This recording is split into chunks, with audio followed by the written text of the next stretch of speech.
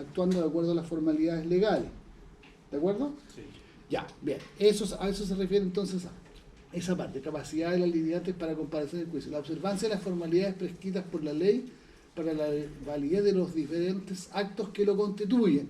Y ahí entramos con el detalle o ya las reglas técnicas más específicas, ¿cierto? Vamos a tener que dar cumplimiento a los requisitos de la demanda, vamos a tener que dar cumplimiento a los requisitos específicos del escrito de contestación, no solamente a los plazos, que ya lo vimos, que eso está asociado con la preclusión, ¿bien? Vamos a tener que dar cumplimiento a todos esos principios para avanzar, ¿cierto? Porque la inobservancia de las formalidades prescritas por la ley pueden tener distintas consecuencias, ¿ya?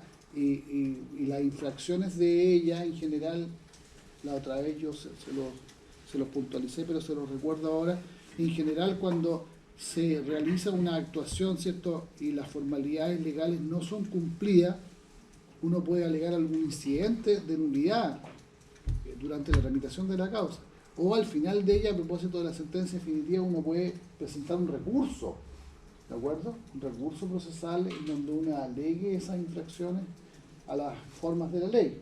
En general, en materia procesal civil, que el recurso de casación es la forma para eso, ¿ya? Pero eso es cuando hay sentencia definitiva. Antes de eso, todo se alega vía incidentes de nulidad. ¿Bien? Tenerlo, por favor, muy presente.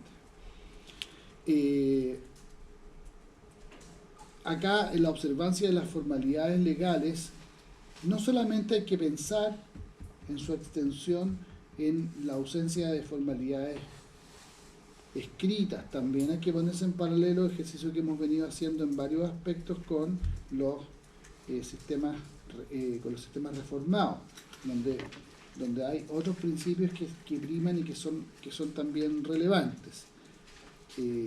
La publicidad, a la que ya habíamos hecho referencia, está también consagrada como una formalidad legal esencial, que puede también implicar la invalidez de la actuación. Hay un par de referencias normativas que es importante que ustedes conozcan. Primero, el artículo 29 del Código de Procedimiento Civil. ¿Qué dice esa norma? ¿Qué número? 29.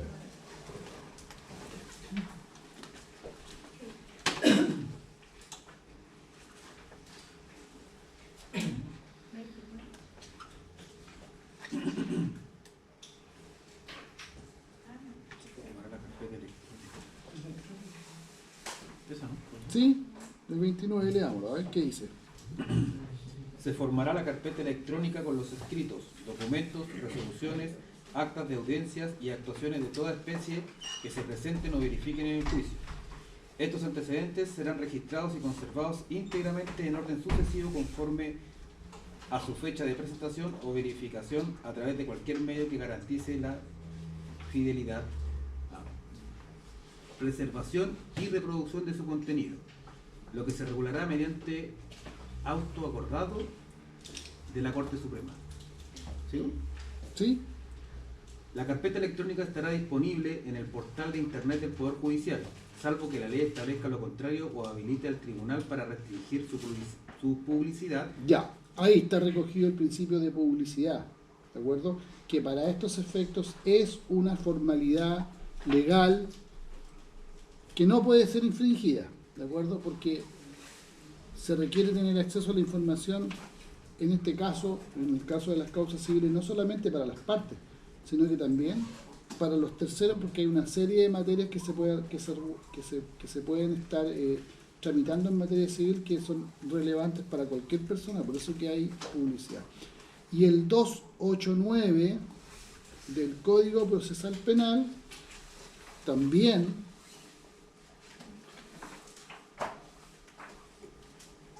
afecta la validez, también confirma la afectación de la validez de la diligencia o de la actuación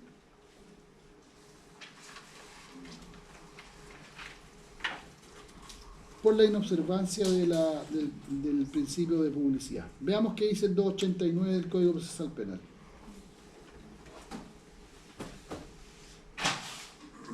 Dice, Dice publicidad de la audiencia del juicio oral. La audiencia del juicio oral será pública, pero el tribunal podrá disponer, a petición de parte y por resolución fundada, uno más de las siguientes medidas cuando considerare que ellas resultan necesarias para proteger la intimidad, el honor o la seguridad de cualquier persona que debiere tomar parte en el juicio o para evitar la divulgación de un secreto protegido por la ley. Ya, esas son las excepciones. Si no estamos en ese supuesto y se restringe la publicidad, vamos a tener un problema. Problema que se va a tener que solucionar legalmente. 374 letra D. ¿También de profesor Penal? Sí. Este es un ejemplo de cómo las formalidades legales pueden tener un efecto en la validez de la actuación. No es la única, obviamente. ¿De acuerdo? Lo importante es que conozcan el efecto, porque alguien a la voz formalidad, uno asocia las formalidades como acto, como una característica no relevante, ¿cierto? O sea, se usa normalmente el término, oh, es una mera formalidad. En los juicios, cuando se trata de estas garantías, se les denomina formalidades, pero son formalidades legales. Y su infracción siempre trae aparejado alguna consecuencia jurídica. ¿Cuál sería en este caso? La nulidad. El recurso de nulidad, ¿cierto? Hay una causal específica. 374, el enunciado y la letra, por favor. Motivo absoluto de nulidad. El juicio oral y la sentencia o parte de estos serán siempre anulados. D. Cuando en el juicio oral hubiera sido violada las disposiciones establecidas por la ley sobre publicidad y continuidad del juicio. Ahí está, ¿ven? Clarito. Eso es lo que le da la categoría de requisito de validez. Bien. Importante, por favor, tener en cuenta que, como les dije, si bien esto es una especie de resumen, cuando se habla, por ejemplo, de la competencia del tribunal, al hablar del tribunal que conoce, que resuelve la causa, tenemos que entender cuando estamos hablando de eso, por si se le llegara a plantear como interrogación, ¿cierto? Cuando se habla del tribunal ya sabemos cuáles son las cualidades y las características que debe tener el tribunal, llamado a resolver el conflicto. ¿Cuáles son? El tribunal de independiente, ¿qué más? Imparcial y objetivo, ¿cierto? Entonces, ese es el llamado, ¿de acuerdo? El llamado es que mencionada una cualidad del proceso o una característica, nosotros tengamos la capacidad de conectarnos con su estructura y sus requisitos. ¿De acuerdo? Ese es el ejercicio mental que hay que hacer. Cuando se habla del tribunal, yo ya sé, ya el tribunal tiene que tener estas características. O sea, con saber que el tribunal, o sea, si saco, si soy capaz de saber y de entender que para que haya proceso tiene que haber un tribunal, ¿cierto? Como elemento constitutivo, bien, que conozca y que tramite la causa. Pero un tribunal, cualquiera, no, pues. Eso tiene que conectarnos con todo lo que sabemos el tribunal. ¿Hay alguna garantía procesal básica en la Constitución respecto al tribunal? ¿O no hay nada? ¿Qué dice la Constitución respecto del tribunal? Estimada, usted que está con el lápiz ahí. Sí, usted. Usted es la alumna de Anteojos. ¿La Constitución dice algo más respecto del tribunal? Silencio. Cuando hablamos del tribunal, aquí yo dije, ¿cuáles son los principios que vimos ahí básicos del tribunal? Respecto de su actuación son objetividad, independencia, ¿y qué más? E imparcialidad. Eso es lo que se espera del tribunal cuando el tribunal actúa. Pero respecto del tribunal, ¿la Constitución dice algo antes de que actúe? Estimada alumna, ¿sí o no? ¿Qué? ¿No lo recuerda? ¿Quién lo recuerda? El artículo 76 de la Constitución. Ya, pero eso no se traduce en nada. Números no quiero, porque matemática... habla Soy de que malo no, para las matemáticas. habla de que no pueden excusarse de ejercer su autoridad, de que si no hay ley... tienen- Ya, bueno, está bien, la inexcusabilidad es parte de la forma en que debe cumplirse la función.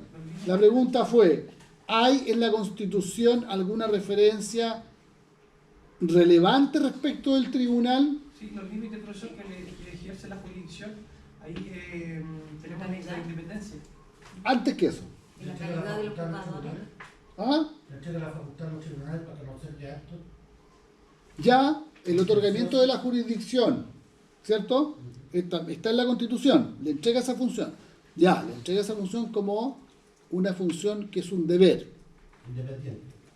Claro, sí, pero es que ya dijimos que cómo iba a ser. ¿Qué más dice la Constitución por respecto respecto al tribunal? Que es súper importante. La calidad. Que son los que están por juiciar. Sí, que ser un miembro del Poder Judicial. Tiene que tener, cuando usted habla de calidad, también está hablando del nombramiento. Sí, efectivamente debe ser una persona nombrada. Dice que el tribunal debe estar establecido antes de la perpetración del hecho. Claro, el juez natural. El establecimiento del tribunal antes de que se perpetre el hecho o que se materialice el conflicto. Tiene que ser previo. Porque eso eso potenciaba sus cualidades. Esa es la garantía de que después las posibilidades de que actúe de forma independiente, objetiva. Se fijan que hay una concatenación lógica desde la Constitución hasta las formalidades legales. Allá tenemos que apuntar con el conocimiento, ¿de acuerdo? Pero eso es producto del estudio. ¿Ya? El relacionar la materia, relacionar los principios básicos constitucionales que son parte del debido proceso, relacionarlos finalmente con el juicio y llegar a las formalidades. ¿De acuerdo? Sí, el 19, número 3, que no le gustan los números, pero para tener el contexto. Pero ahí tenemos un tren de garantías procesales que están en la Constitución y en la ley que finalmente resguardan, ¿cierto? O pretenden resguardar que el juzgador, que el tribunal pueda finalmente esperarse de él su actuación de esa forma. Y por eso que la Constitución lo pone en ese supuesto. Igual que cuando hablamos de que la Constitución asegura el derecho a defensa. ¿En qué parte estamos ahí? ¿En el conflicto, en el tribunal o en las partes? En las partes. ¿Se fijan? Háganse un esquema. Conecten la materia y háganse un esquema para que estén claros cómo esto tiene una correlación. ¿De acuerdo? Todo tiene una correlación. Todos los principios, todo lo que se ve uno va derivando del otro para que en definitiva se den todos los elementos de existencia y de validez del juicio. Ya, eso por favor tenerlo presente. Más detalles respecto de aspectos que no se han revisado en clase no corresponde que hagamos, como por ejemplo que empecemos a hablar ahora del tribunal competente. No, sabemos el requisito es que sea tribunal competente como requisito de validez. Bien, punto. Ya vamos a ver cómo se determina la competencia y eso será materia de la recuperativa o del examen y irá para allá. ¿Ya? Dudas, preguntas, consultas.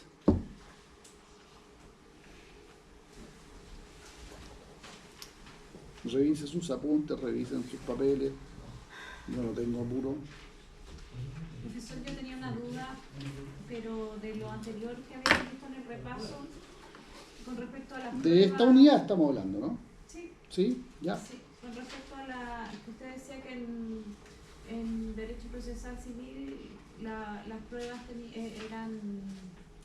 estaban como limitadas, en cambio en el Derecho Procesal Penal ahí había libertad probatoria. Y mi duda era por qué existe esa diferencia. Lo que pasa es que los sistemas probatorios, el sistema probatorio no es uno solo. Los sistemas probatorios tienen diferencias porque están asociados a distintos procedimientos. El sistema de regulación, en el fondo cuando hablamos de sistema probatorio, es el sistema de regulación de la prueba en todos los procedimientos igual. No, porque hay sistemas probatorios en donde la prueba es tasada o reglada. que es el propio de nuestro procedimiento civil, y que sea tasada o reglada significa que se establece cuáles son los medios de prueba y cuál es su valor probatorio. ¿De acuerdo? Esas dos cosas. Y eso es propio de nuestro procedimiento civil, ¿ya? Pero flexibilizando la prueba tasada o reglada, siempre ha existido en paralelo un sistema distinto, que es el sistema conocido como la sana crítica, ¿ya? Que adopta un sistema más flexible de la forma que tiene de plantear el tema probatorio, de los medios de prueba y del valor de los medios de prueba, ¿ya? Lo que pasa es que la sana crítica tiene varias, no varias, pero no es una sola modalidad. Entonces hablar de sana crítica pura es un poco equívoco. El Código Procesal Penal, sobre la base de la sana crítica, no sobre la base de la prueba tasada o reglada, estableció una libertad probatoria. ¿De acuerdo? Establece la libertad probatoria. Se puede probar por cualquier medio. ¿Se entiende? ¿Sí? Ya. Pero si nos vamos al 297, nos vamos a encontrar con el mix. Veamos el 297. Código Procesal Penal. Ahí nos vamos a encontrar con que establece la libertad probatoria, pero al momento de valorarla, le ponen los límites de la sana crítica. O sea, la prueba es libre, la valoración no es 100% libre, porque si fuera 100% libre la prueba y la valoración, estaríamos frente a un sistema, estaría abierta o cerrada la puerta para la arbitrariedad judicial, de par en par. Porque ¿cómo lo controlamos? ¿Cómo sabemos si la sentencia es justa, si la sentencia es legítima, si la sentencia adopta los mínimos? ¿Se acuerdan que vimos un listado de observaciones a cómo se falla mal? ¿Cómo hay una sentencia que es arbitraria? ¿Se acuerdan, cierto? Sí, qué bueno. Qué bueno que alguien se acuerde. 297. ¿Qué dice el 297? ¿Alguien lo tiene, no?